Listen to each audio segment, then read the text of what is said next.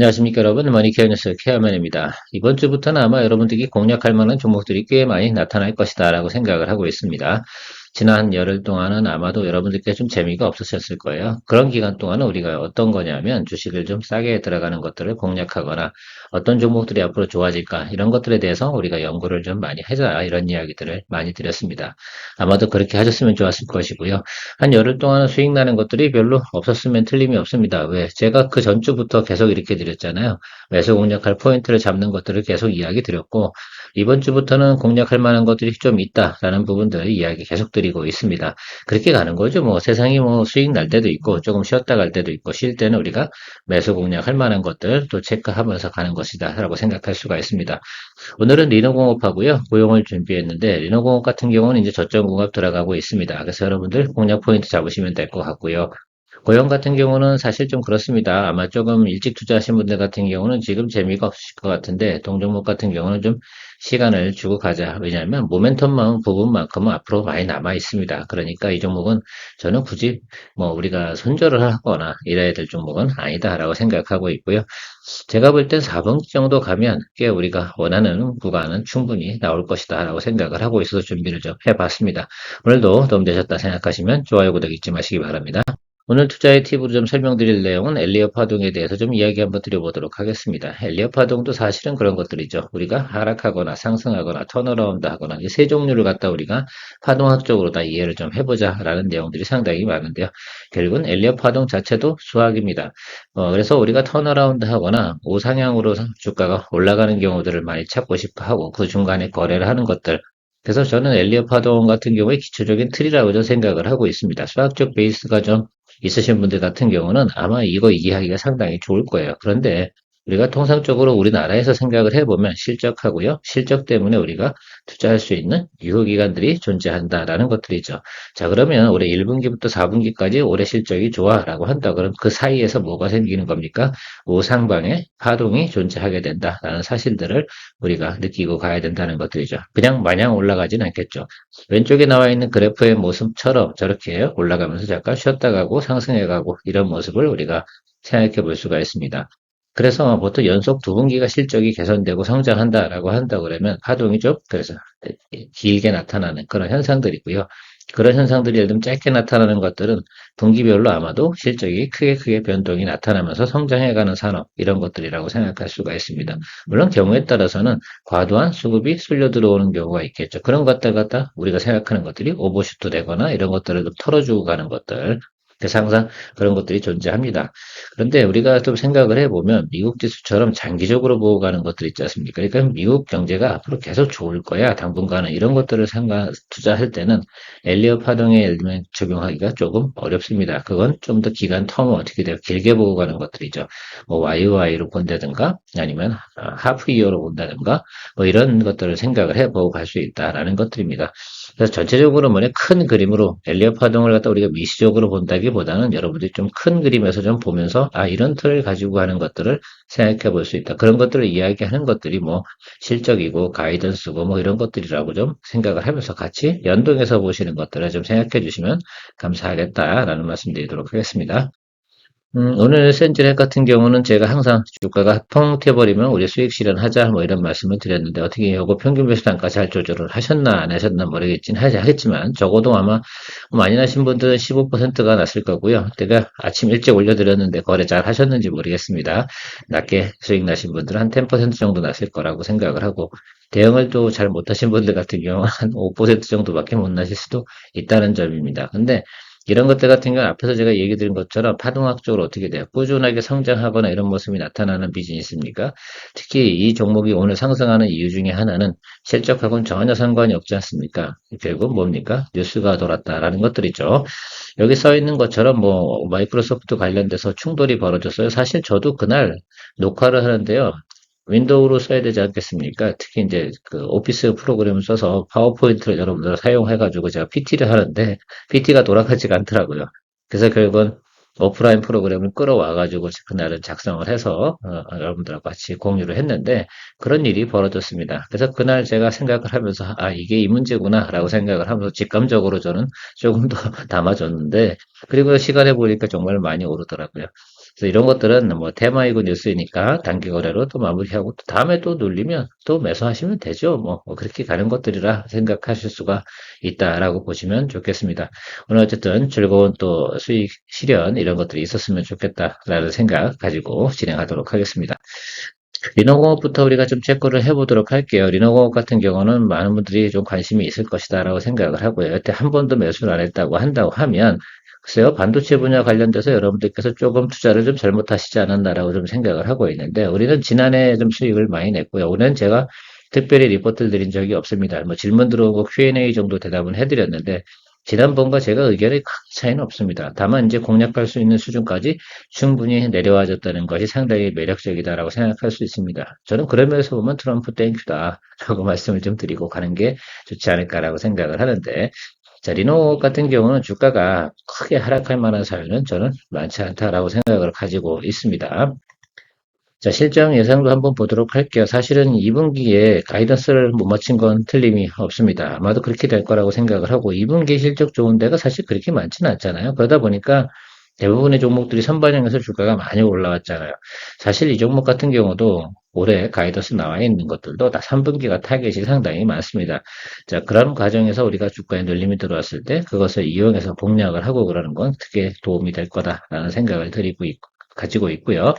여러분들이 보셔야 되는 것들은 요거예요. 3분기 대부분 이거 갖고 선반영을 했다라고 생각을 할 수가 있습니다. 그래서 올해 영업이익과 이런 것들이 3분기에 크게 개선될 것을 예상하고 있습니다.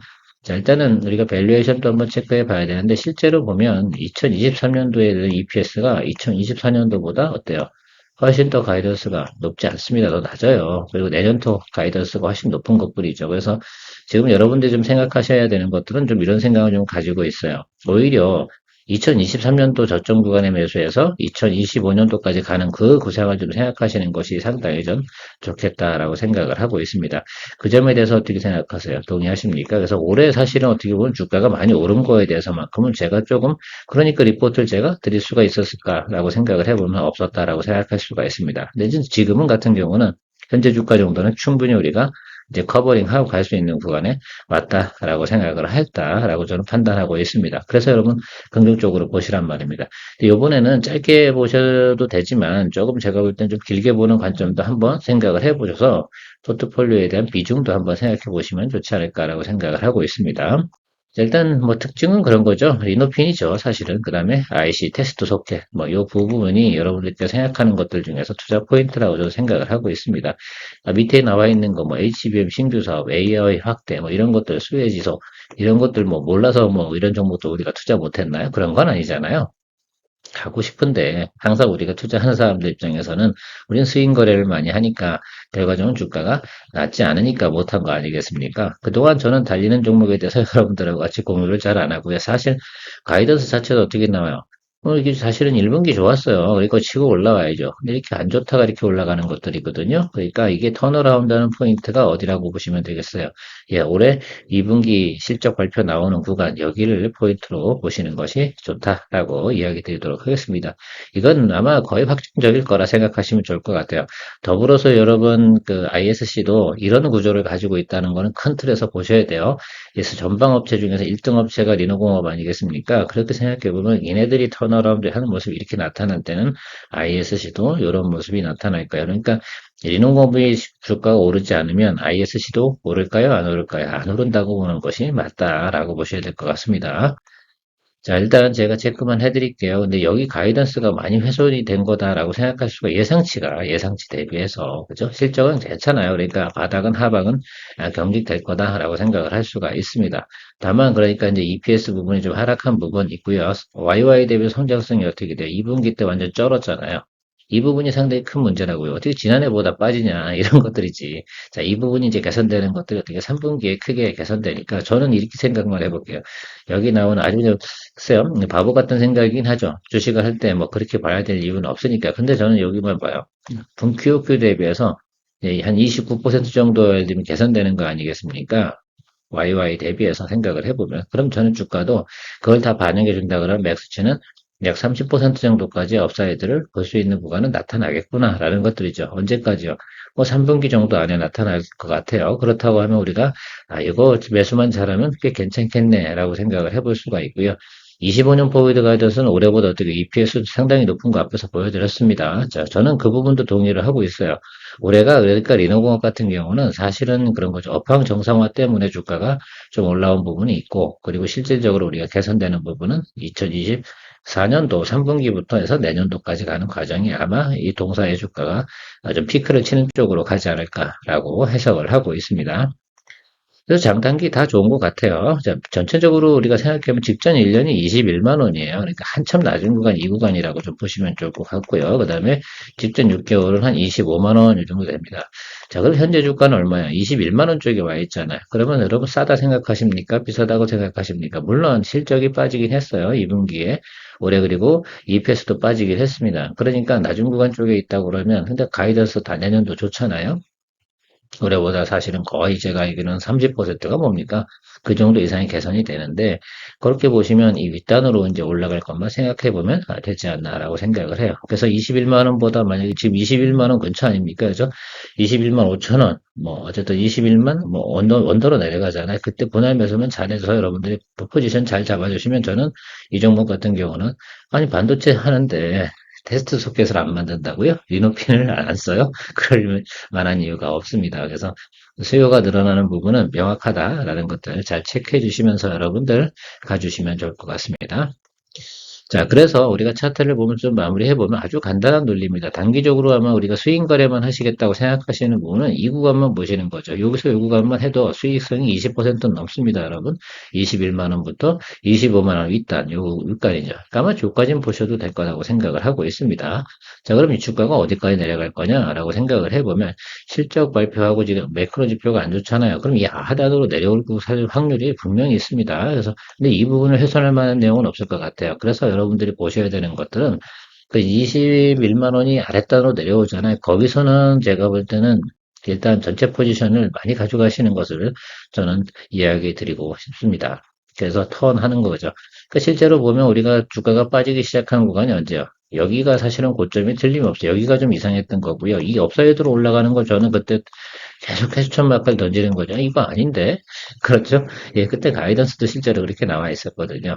그렇다고 하면 이 부분은 잘라버린다고 생각을 한다 하더라도, 근데 뭐 3분기 오픈 워낙 좋아지니까, 제가 볼 때는 전 고점 구간, 이 구간까지는 충분히 우리가 볼 수 있다라고 생각을 하고 있으니까, 아마 이거 26만 원, 올해 안에는 26만 원 정도까지는 충분히 볼 수 있고요. 내년도 타겟 프라이스가 얼마입니까? 30만 원 정도 됩니다. 그렇죠?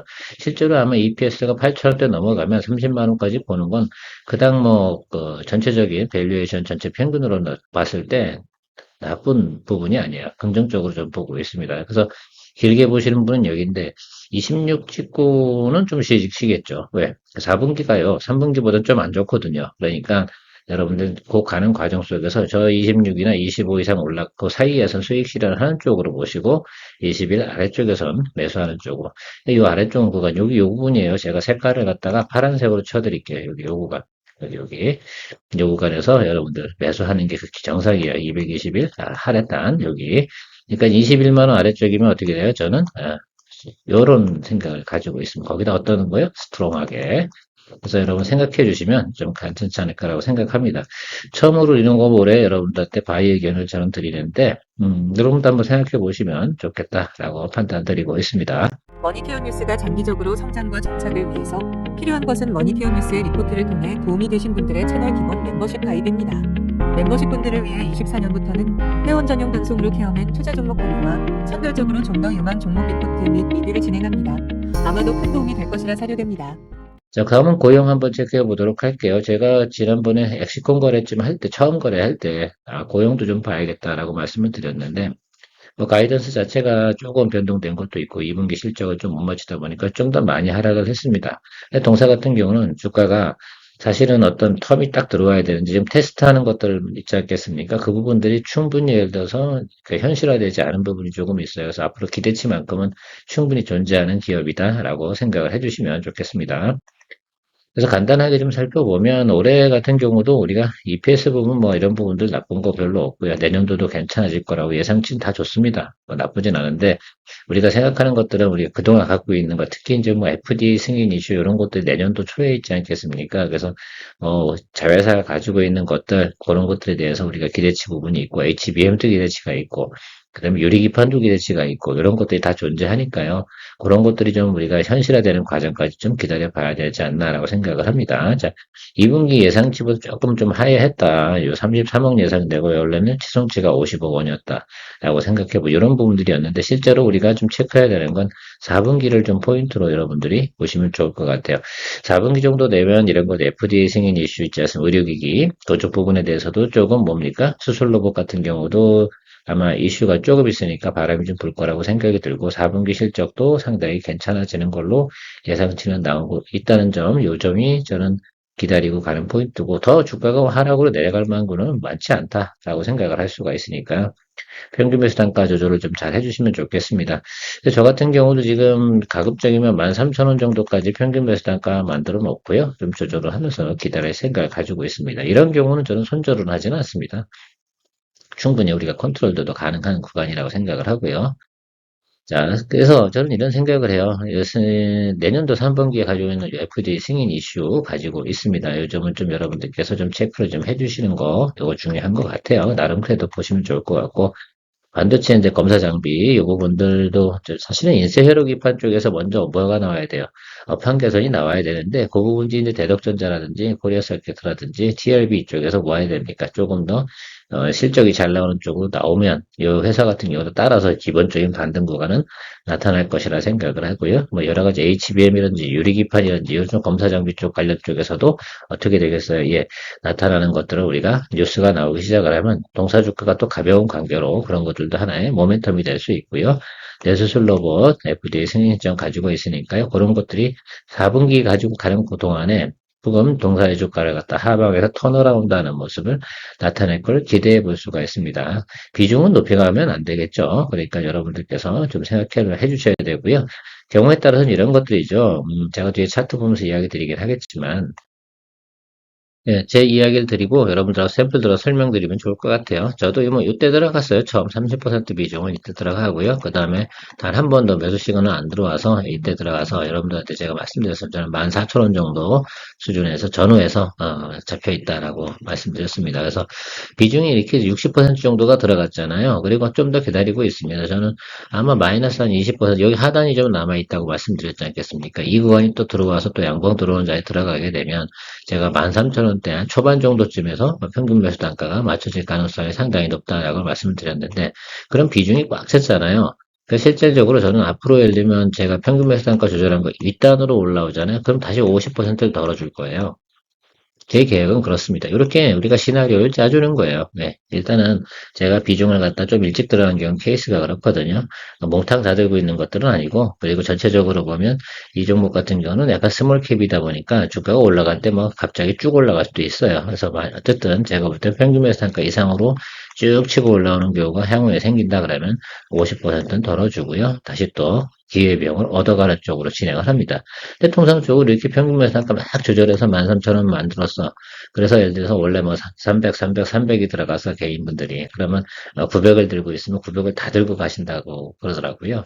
저 같은 경우 그렇진 않아요. 저 그중에서 뭐 30%나 50% 정도 덜어놓고 가벼운 마음으로 위로 올라가는 것들을 즐깁니다. 그리고 나머지 것들 가지고 뭐야 다른 것들 포트폴리오를 다시 또 좋은 것들이 있지 않겠습니까? 항상 시간이 흐르다 보면 지금보다 어떻게 돼요? 나중에 예, 저 좋은 것들 또 달릴 만한 것들이 또 하반기에 있지 않겠습니까? 그렇죠? 그러다 보니까 가는 과정 속에서 어떻게 오래 들고 있는 것들은 우리가 좀 지루한 면도 없잖아요. 그렇다고 싹 버리긴 너무 아깝고 그러면 손해나지 않는 선에서 정리하고 다시 캐시를 좀 마련해서 캐시를 또 투자 밸류로 또 올려주는 그런 쪽으로 생각을 하면서 진행을 하는 게 저는 제 스타일이다라고 말씀드리도록 할게요. 여러분들도 한번 그런 방식도 괜찮습니다. 몸이 가벼워지면 그만큼 어떻게 돼요? 슈퍼맨도 그렇잖아요.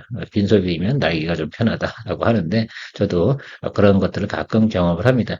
일단 타겟 프라이스가요. 아마 증권사 애널리스트들이 타겟 프라이스 여기까지 낮췄어요. 17,000원 정도까지. 그래서 저도 지금 보고 있는 구간은 16,000원 뭐 이 정도 수준까지만 보고 있습니다. 그 점도 한번 생각해 보시면서 여러분들의 계좌도 한번 잘 체크해 보시면 도움이 되지 않을까라고 생각하고 있습니다.